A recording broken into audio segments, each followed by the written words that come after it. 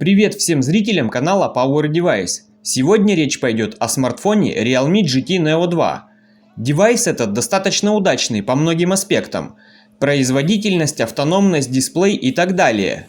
И конечно же камера здесь заслуживает отдельного внимания. Суть в том, что я захотел узнать, можно ли улучшить и без того качественные алгоритмы обработки фотографий GT Neo 2 с помощью Gcam.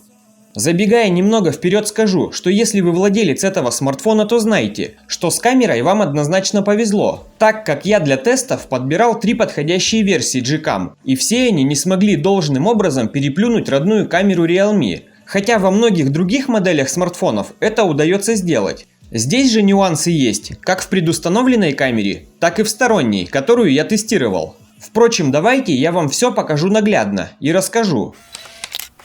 Слева всегда будет камера Realme, справа Gcam. Первое, что бросается в глаза, это яркость. День был солнечный и света хватало. Родная камера делает более яркие снимки при любых условиях. Видны завышенные накрутки алгоритмов яркости и резкости, но как по мне они не перекручены, хотя можно было сделать и поменьше. А вот Gcam делает фото максимально приближенное к реальному. И если посмотреть на этот объект вживую, то по цветопередаче однозначно ближе будет Google камера.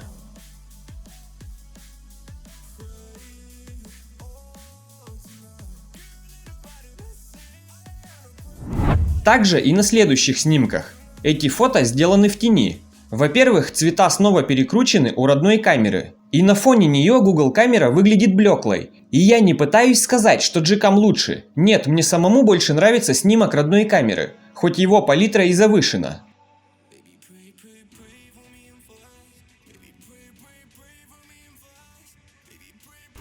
Далее фото хвойного дерева. И снова я считаю, у родной камеры Realme фото красивее.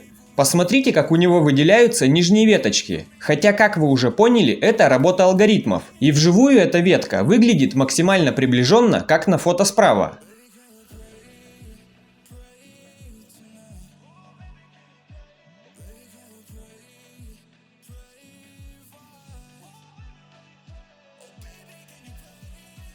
А эти снимки сделаны при искусственном освещении.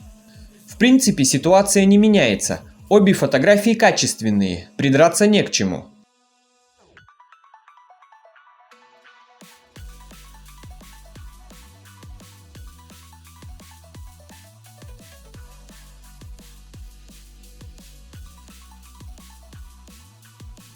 А здесь я фотографировал против солнца.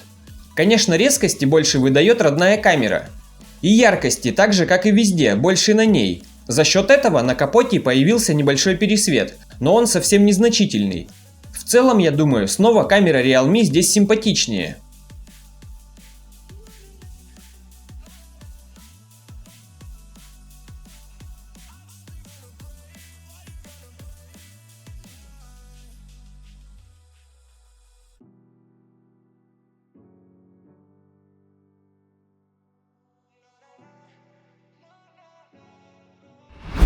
Это были снимки в режиме обычного фото. Также предлагаю сравнить фото в 64 мегапикселя родной камеры и фото с Gcam. Естественно, деталей больше на фото слева в 64 мегапикселя. В общем, можно сделать вывод, что родная камера делает красивые, яркие и резкие фото.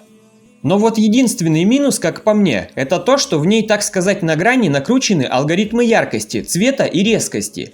Они завышены. Именно поэтому гугловская камера выглядит блекло в этих сравнениях. Хотя ее фото в действительности гораздо живее. Но мы уже, наверное, привыкли к искусственному улучшению. Поэтому в режиме простого фото и в режиме 64 мегапикселя я отдам предпочтение в сторону родной камеры.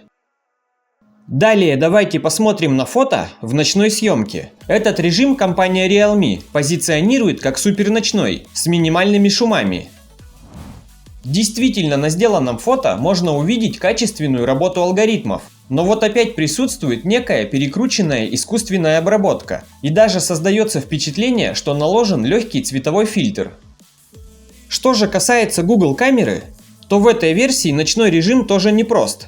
У него особые алгоритмы, и чтобы сделать хороший снимок, нужно держать смартфон неподвижно, в идеале на штативе, так как алгоритм вживую обрабатывает картинку около 30 секунд. Время зависит от объема информации в кадре. Посмотрите сравнение фотографий. Слева на родной камере Realme слишком много желтого цвета, а когда начинаешь приближать, то отчетливо виден эффект акварельного фильтра. Что касается детализации, однозначно Gcam здесь выигрывает. Мало того, что ее фото, я не устану этого повторять, более реалистичное, так еще и надписи при увеличении читабельны, чего не скажешь о родной камере.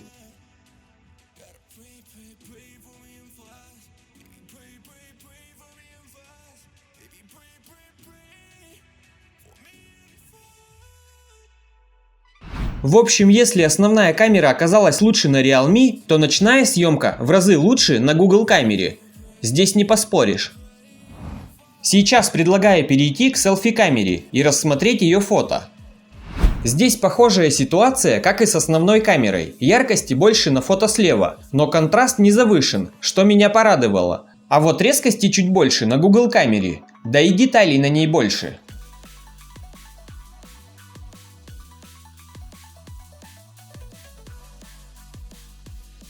Против солнца лучше отработала камера Realme, так как если смотреть на небо, то там выделяется контур солнца, а на Gcam в этой области засвет.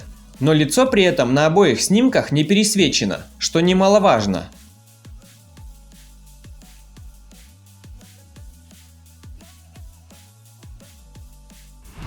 В целом, я бы сказал, селфи неплохо получаются как на родной камере, так и на сторонней. Качество и там хорошее, но видна разница в цветопередаче и яркости. Это на ваш вкус и выбор. Также, друзья, мне интересно ваше мнение. Напишите, пожалуйста, в комментариях, какое селфи лучше. И, к слову говоря, ссылку на скачивание этой Google камеры я оставлю в своей группе ВКонтакте. Переходите туда из описания под роликом.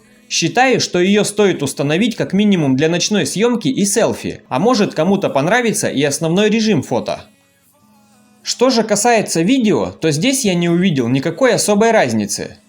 Как в основной камере, так и в селфи. Отсюда следует вывод, что видео лучше снимать на предустановленную камеру, тем более, что в Realme GT Neo 2 она поддерживает съемку в 4К 60 FPS. Не все Google камеры на такое способны.